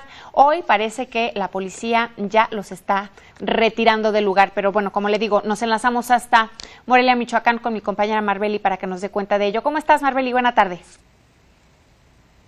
¿Qué tal? Muy buenas tardes. Te saludo a ti y a todo el auditorio con mucho gusto. Así es, después de 24 horas finalmente fueron replegados los manifestantes, los profesores y los normalistas de la Coordinadora Nacional de Trabajadores de la Educación, sección 18, que mantenían bloqueos en 4 puntos de Michoacán, entre ellos Pátzcuaro, Calzoncin, Nueva Italia y Marabatío. Después de las 3 de la tarde se dio este operativo para retirar a los manifestantes, retiraron las lonas, los palos, las piedras, y bueno, fue un operativo en conjunto entre la Fiscalía General de la República, la Fiscalía General de Michoacán, el Centro Nacional de Inteligencia, la Policía Federal y la Guardia Nacional, porque es importante mencionar que estas acciones tenían que ser vigiladas por la Federación al tratarse de las vías de comunicación. Las pérdidas hasta el momento sabemos que se tienen contemplado entre 30 y 50 millones de pesos. Con estas operaciones para retirar a los manifestantes se inició la carpeta de investigación. Al momento no hay detenidos o no se ha informado de manera oficial. Y bueno, fueron 13 los trenes afectados, 11 que venían de Toluca, Celaya y Querétaro y se dirigían al centro del país, y 12 quedaron cargados en el puerto de Lázaro Cárdenas y no pudieron salir. Estos llevaban mercancías, materias primas, combustible de Pemex y principalmente iban a la industria de la metalúrgica y automotriz. Con esto sumamos 26 días en distintos sucesos de tomas en nuestro estado de Michoacán y bueno, las afectaciones pues son importantes. Al momento, aunque ya se han retirado a los manifestantes, ya no están en la zona tampoco, las autoridades se mantienen ahí para evitar que haya un nuevo bloqueo y debido a ello no se ha reanudado el movimiento de los trenes. Nos informan que será hasta que esté 100% garantizado que no habrá una nueva toma y que no hay peligro de que se vuelva a realizar estas actividades que puedan afectar nuevamente a la economía de los empresarios, que se va a reanudar el movimiento de los trenes. Esa es la información que te tengo desde Morelia, Michoacán. Gracias, Marbeli, por tu reporte. Ojalá, bueno, que continúe todo en paz y tranquilidad y que los empresarios vuelvan, pues, a la normalidad también. Gracias, Marbeli. Gracias a ti, buen día. Gracias, buena tarde. Y ahora es momento, ya que estamos en el tema de manifestaciones, nos vamos a enlazar hasta Guerrero, porque allá está mi compañero Eliud Patiño con la información completa, lo que está sucediendo en el Congreso de aquel estado. Parece que los estudiantes están enojados. ¿Cómo estás, Eliud? Buena tarde. Hola, Ale, muy buenas tardes. Así es, estas manifestaciones se hacen en el marco de los 6 años que se darán el próximo fin de semana por la desaparición forzada de los 43 normalistas de Ayotzinapa. Recordemos que esto sucedió en septiembre del 2014, específicamente la noche del 26 y la madrugada del 27 de septiembre. Se cumplen o se cumplirán 6 años de estos acontecimientos que ningún guerrerense, ningún mexicano ha olvidado y que sobre todo no ha habido una justicia, no como la han solicitado los afectados. Y desde la semana pasada, ya los padres de los 43 normalistas y también los diferentes estudiantes de la Escuela Normal Rural Raúl Isidro Burgos de Ayotzinapa habían anunciado manifestaciones en el marco pues de estos 6 años. El día de ayer, pues vandalizaron, atacaron el edificio de justicia allá en el municipio de Iguala y el día de hoy atacaron el Congreso del Estado de Guerrero. Aquí un resumen. Estudiantes de la Normal Rural Raúl Isidro Burgos de Ayotzinapa vandalizaron la sede del Congreso del Estado de Guerrero en Chilpancingo en el marco de los 6 años de impunidad por la desaparición forzada de sus 43 compañeros la noche y madrugada del 26 y 27 de septiembre del 2014, respectivamente. La mañana de este martes, los padres de los 43 normalistas emprendieron movilizaciones para exigir a las autoridades justicia por los hechos que cumplirán en próximos días 6 años. Junto a ellos, una gran cantidad de normalistas durante el mitin de los dolientes pintaron las paredes del Congreso, quebraron ventanas, arrojaron petardos que generaron fuego al interior del inmueble y varios destrozos más.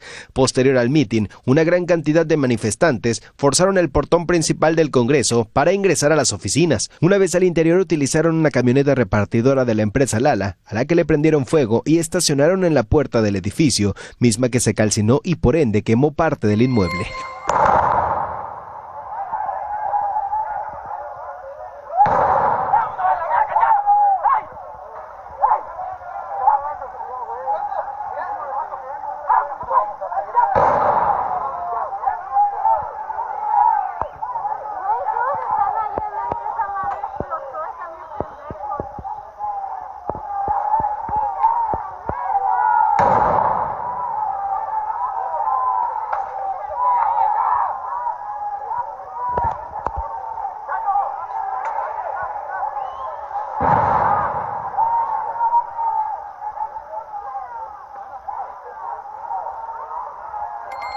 Cabe mencionar que a pesar de que en el lugar de los hechos había elementos antimotines de la policía estatal, estos no intervinieron, únicamente hicieron la coordinación con los elementos de la Secretaría de Protección Civil y el Cuerpo de Bomberos para poder sofocar las llamas. Al lugar de los hechos también acudió el secretario de Seguridad Pública, David Portillo Menchaca, quien informó que el ataque al recinto legislativo no dejó lesionados, únicamente daños a una parte del inmueble, y precisó que su dependencia no perseguirá a los estudiantes. Asimismo, llegaron peritos de la Fiscalía para realizar el recuento de las afectaciones.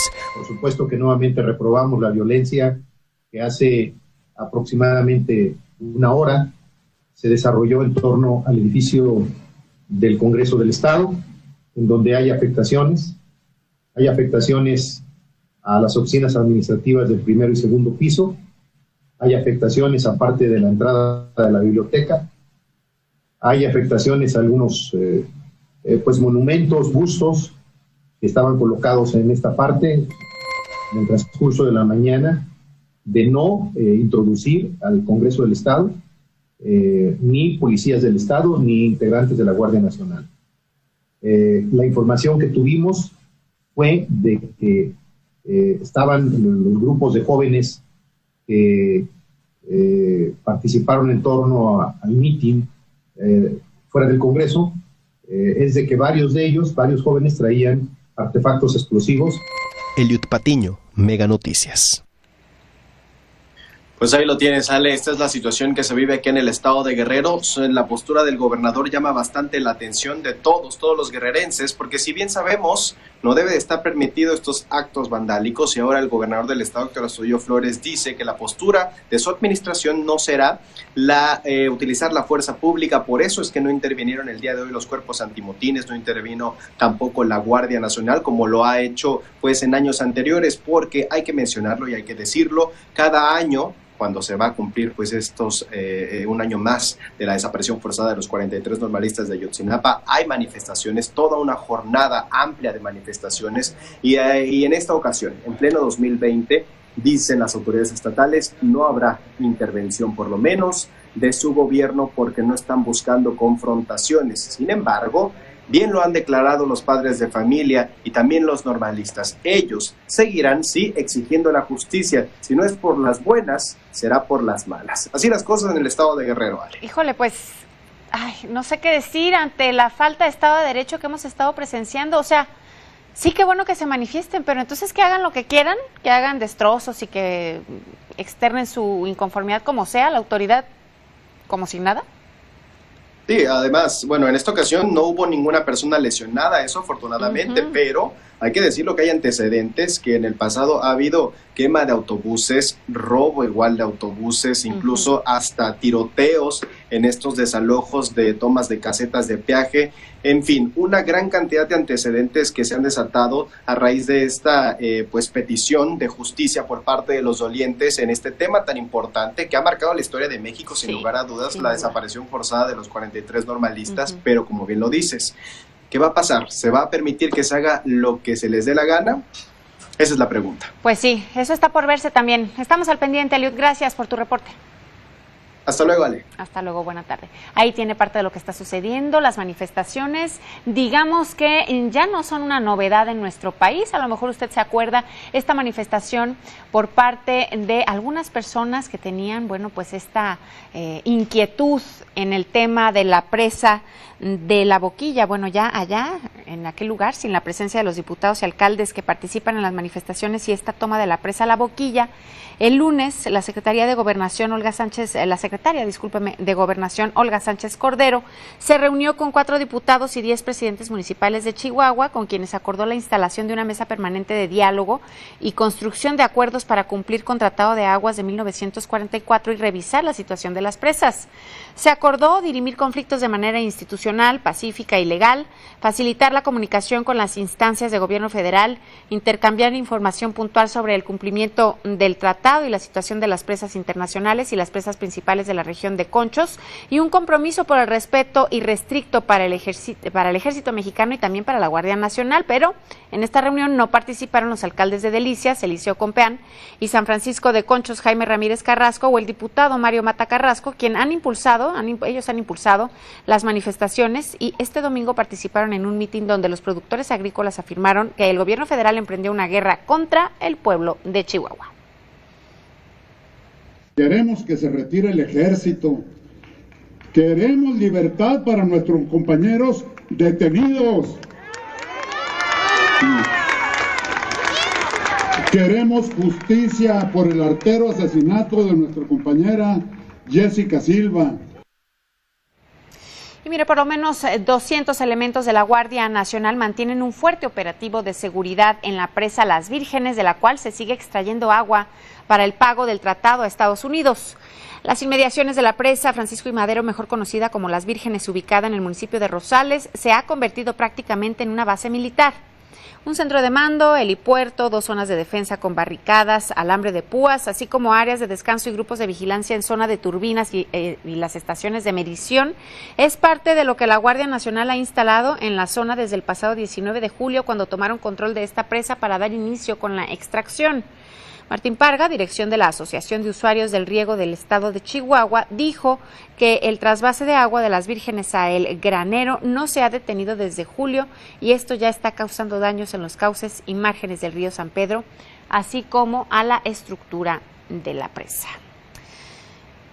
Vamos a dejarlo ahí en los temas de manifestaciones, porque hay otros que también pues han salido a la luz. Hay casos que se repiten de linchamientos. A lo mejor usted se acuerda de uno que sucedió allá en Puebla, y bueno, pues hay personas que a falta de Estado de Derecho, a falta de la intervención de la autoridad, están haciendo justicia por su propia mano. Esto que le voy a presentar sucedió en Jalisco. Vamos a verlo.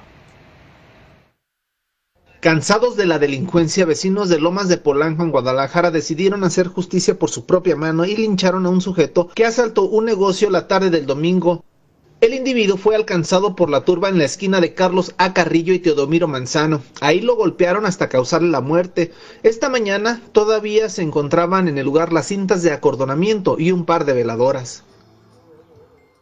Cuando vi al señor con el arma, yo lo que hice fue correr por mi niño que estaba acá y me fue a esconder a la casa de mi hermana. Sí, pues lo que dicen fue que lo golpearon muy feo y mucho. Entonces la verdad ya no sé. Hechos como este generan que aumente la percepción de inseguridad entre los vecinos. Pues no es que se siente pues la inseguridad, pues que nos hace falta un poco más de vigilancia. Más que nada, pues que nos pongan un poco más de atención al gobierno pues no nomás aquí, pues en todo lado. Mira, necesitaremos más patrullaje, ya que la zona sí es un poco, ahora sí como dicen, un poco caliente. Hay muchas personas que vienen de otros lados y vienen con intenciones de dañar la propiedad, pues. Se ha visto asaltos, a mí ya me han asaltado de hecho, y si hay problemas aquí en la zona. Datos de la Fiscalía del Estado señalan que en lo que va del año suman 41 robos a negocios y 8 homicidios en la colonia Lomas de Polanco. Román Ortega, Mega Noticias.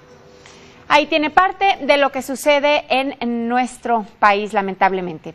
Tenemos que hacer una pausa, ya volvemos. El derecho es de... Oye, Génesis,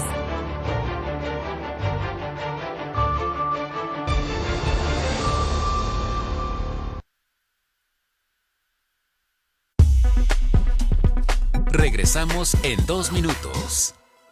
Si los pies se te cansan, te duelen o se te hinchan, lo más seguro es que no tengan el soporte ideal. ¿Tienes dolor en los tobillos, en las rodillas y hasta en las caderas? Y si no pasas el día sin que te duela la espalda, lo más seguro es que el problema esté en tus pies. Nunca le presté atención a mis pies, pero siempre los tenía hinchados y me dolían a veces. Si tus pies no están bien alineados, entonces el resto de tu cuerpo tampoco, y entonces a ti te duele todo. La solución: arregla el problema en tus pies y alivia el dolor en todo tu cuerpo. Presentamos Super Totix, la novedosa plantilla ortopédica de pies que ayuda a aliviar el dolor en tus pies, tobillos, rodillas y espalda al alinear tus pies.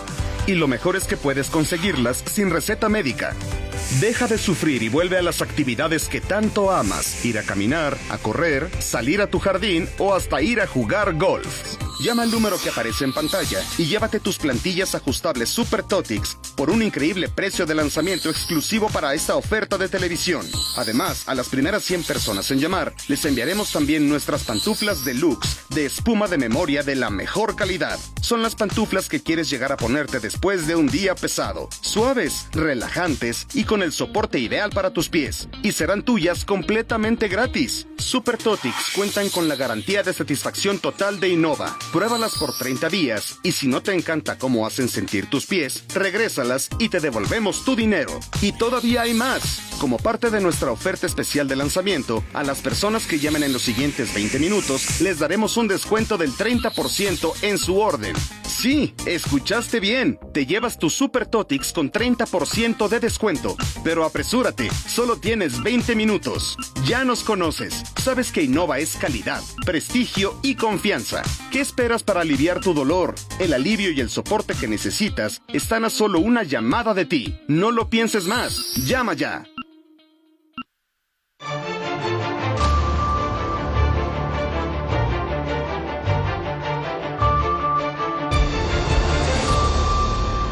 Gracias por continuar con nosotros. Oiga, ¿usted sintió esta mañana algún cambio, a lo mejor, no sé, de temperatura? A lo mejor ya sintió la entrada del otoño, porque pues ahora estamos viviendo el equinoccio de otoño. Entró esta mañana muy tempranito aquí en nuestro país. Vamos a ver esta nota. A partir de este día, las hojas de los árboles comenzarán a caer con el inicio del otoño, que ingresó oficialmente el equinoccio a las 6:30 horas para el hemisferio norte, estación que durará 89 días y 20 horas, terminando el 21 de diciembre, que será cuando comienza el invierno, según cálculos del Observatorio Astronómico Nacional. Este punto de transición representará cambios en el día y la noche, ya que estas prácticamente tendrán la misma duración y posteriormente las noches comenzarán a ser más largas que el día. Punto de las 6 de la mañana con 31 minutos hora de Sonora, inicia el otoño para el hemisferio norte. Este suceso acontece cuando el Sol, en su recorrido anual por la bóveda celeste, cruza el ecuador celeste de norte a sur. En este punto, los rayos solares iluminan de forma uniforme a los dos hemisferios terrestres y observamos el fenómeno de que la longitud del día y de la noche son casi iguales. Se tiene contemplado que durante este otoño se producirán 2 eclipses. El primero, el 30 de noviembre, con un eclipse penumbral de luna, visible en Asia, Oceanía y América, y el 14 de diciembre, donde se producirá un eclipse total del Sol, que será visible en el Océano Pacífico, Sudamérica y el Océano Atlántico, mientras que este viernes 25 de septiembre se espera una conjunción de la Luna con los planetas Júpiter y Saturno. Y de ahí su significado de equinoccio, que quiere decir noches iguales.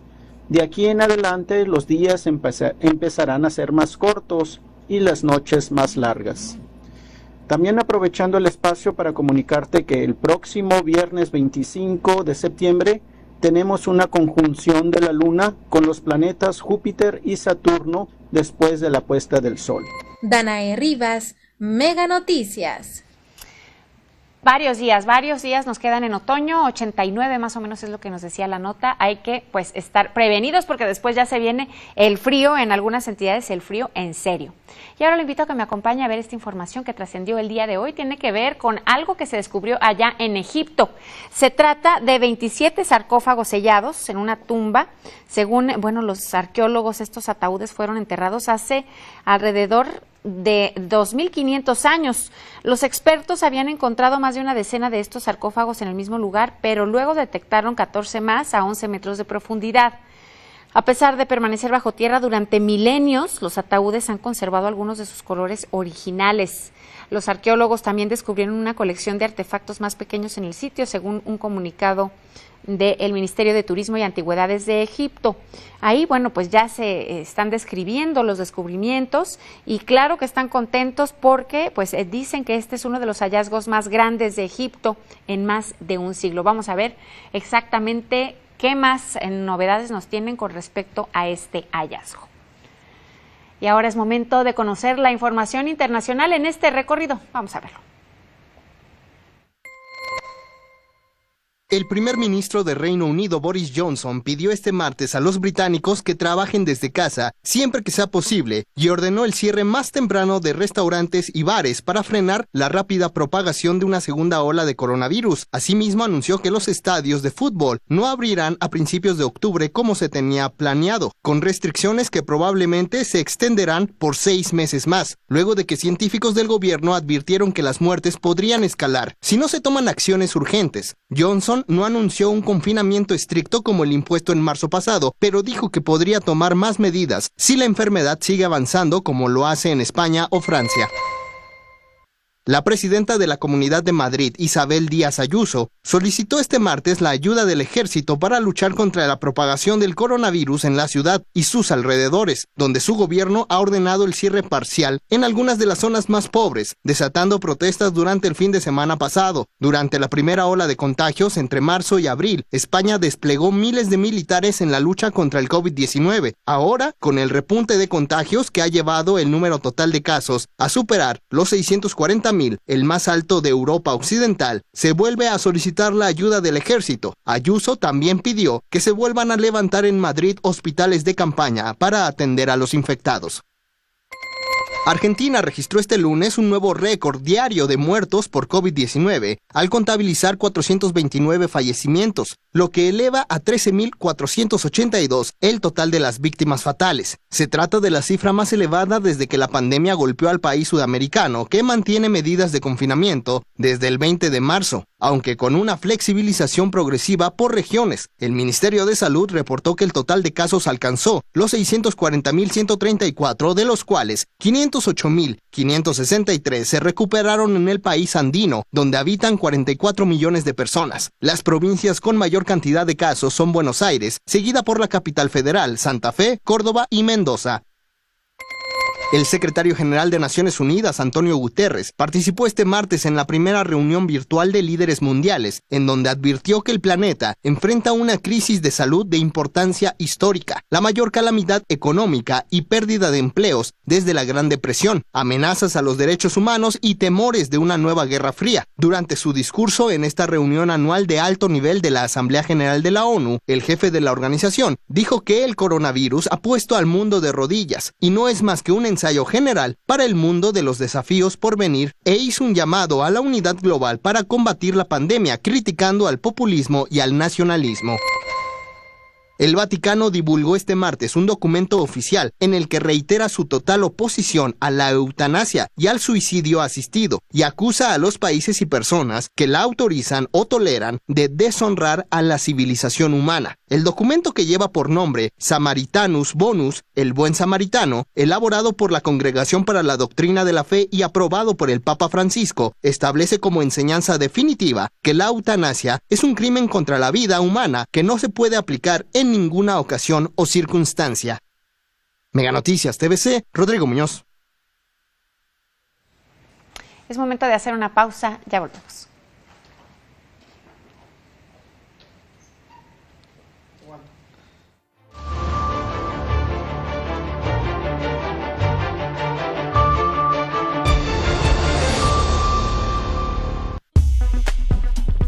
Regresamos en 2 minutos. Si los pies se te cansan, te duelen o se te hinchan, lo más seguro es que no tengan el soporte ideal. ¿Tienes dolor en los tobillos, en las rodillas y hasta en las caderas? Y si no pasas el día sin que te duela la espalda, lo más seguro es que el problema esté en tus pies. Nunca le presté atención a mis pies, pero siempre los tenía hinchados y me dolían a veces. Si tus pies no están bien alineados, entonces el resto de tu cuerpo tampoco, y entonces a ti te duele todo. La solución: arregla el problema en tus pies y alivia el dolor en todo tu cuerpo. Presentamos Super Totix, la novedosa plantilla ortopédica de pies que ayuda a aliviar el dolor en tus pies, tobillos, rodillas y espalda al alinear tus pies. Y lo mejor es que puedes conseguirlas sin receta médica. Deja de sufrir y vuelve a las actividades que tanto amas: ir a caminar, a correr, salir a tu jardín o hasta ir a jugar golf. Llama al número que aparece en pantalla y llévate tus plantillas ajustables Super Totix por un increíble precio de lanzamiento exclusivo para esta oferta de televisión. Además, a las primeras 100 personas en llamar, les enviaremos también nuestras pantuflas deluxe de espuma de memoria de la mejor calidad. Son las pantuflas que quieres llegar a ponerte después de un día pesado, suaves, relajantes y con el soporte ideal para tus pies. Y serán tuyas completamente gratis. Super Totix cuentan con la garantía de satisfacción total de Innova. Pruébalas por 30 días y si no te encanta cómo hacen sentir tus pies, regrésalas y te devolvemos tu dinero. Y todavía hay más. Como parte de nuestra oferta especial de lanzamiento, a las personas que llamen en los siguientes 20 minutos, les daremos un descuento del 30% en su orden. Sí, escuchaste bien. Te llevas tu Super Totix con 30% de descuento. Pero apresúrate, solo tienes 20 minutos. Ya nos conoces. Sabes que Innova es calidad, prestigio y confianza. ¿Qué esperas para aliviar tu dolor? El alivio y el soporte que necesitas están a solo una llamada de ti. No lo pienses más. Llama ya.